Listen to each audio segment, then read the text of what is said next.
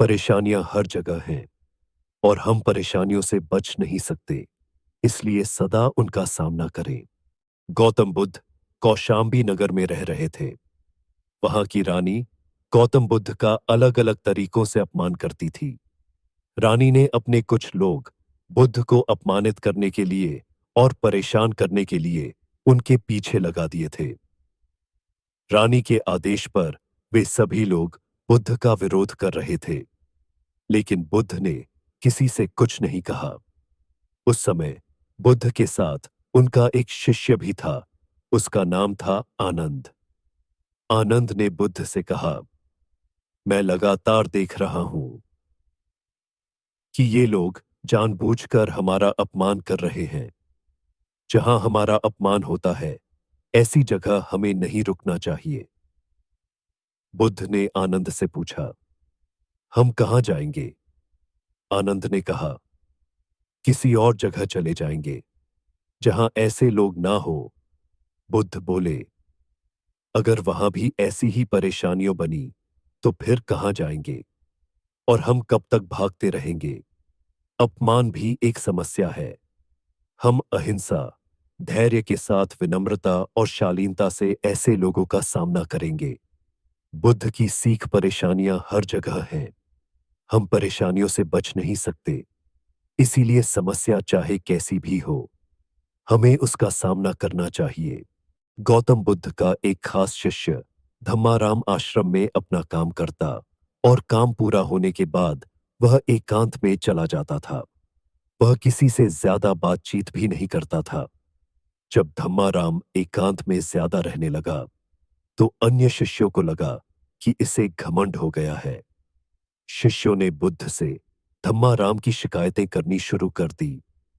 एक दिन बुद्ध ने धम्माराम से सभी शिष्यों के सामने पूछा, तुम ऐसा क्यों करते हो? धम्माराम बोला, आपने कहा है कि कुछ दिनों में आप ये संसार छोड़े देंगे, तो मैंने ये विचार किया है कि जब आप चले जाएंगे तो हमारे पास सीखने के लिए क्या रहेगा। इसीलिए मैंने ये तय किया कि मैं एकांत और मौन को समझ लूं, ठीक से सीख लूं। ये दो काम आपके जीते जी मैं करना चाहता हूं। बुद्ध ने अन्य शिष्यों से कहा, तुम सभी ने देखा कुछ और समझा कुछ। तुम्हारी आदत है कि तुम दूसरों की बुराई करते हो, इसीलिए तुम सभी ने धम्माराम की अच्छी बात को भी गलत रूप में लिया। बुद्ध की सीख, हमें किसी व्यक्ति को ठीक से जाने बिना उसके बारे में कोई राय नहीं बनानी चाहिए। एक दिन बुद्ध के शिष्य आनंद ने पूछा, आप प्रवचन देते समय ऊंचे स्थान पर बैठते हैं और सुनने वाले नीचे बैठते हैं, ऐसा क्यों? बुद्ध ने आनंद से कहा, एक बात बताओ, क्या तुमने कभी किसी झरने से पानी पिया है? आनंद बोला, हां, मैंने झरने से पानी पिया है। बुद्ध ने पूछा, तुमने पानी कैसे पिया? आनंद ने कहा, झरना ऊपर से बह रहा था, मैं झरने के नीचे खड़ा हो गया और पानी पी लिया। बुद्ध बोले, अगर झरने से पानी पीना है तो नीचे ही खड़े होना पड़ेगा। जो सत्संग, कथा या प्रवचन होता है, उसमें कहने वाला ऊपर बैठता है। उस कथा का संदेश ग्रहण करना है तो सुनने वाले को नीचे ही बैठना होगा। नीचे बैठने से हमारे स्वभाव में विनम्रता आती है। हमें अच्छी बातों को जीवन में उतारने की प्रेरणा मिलती है। ऐसा करने से हमारा घमंड दूर होता है।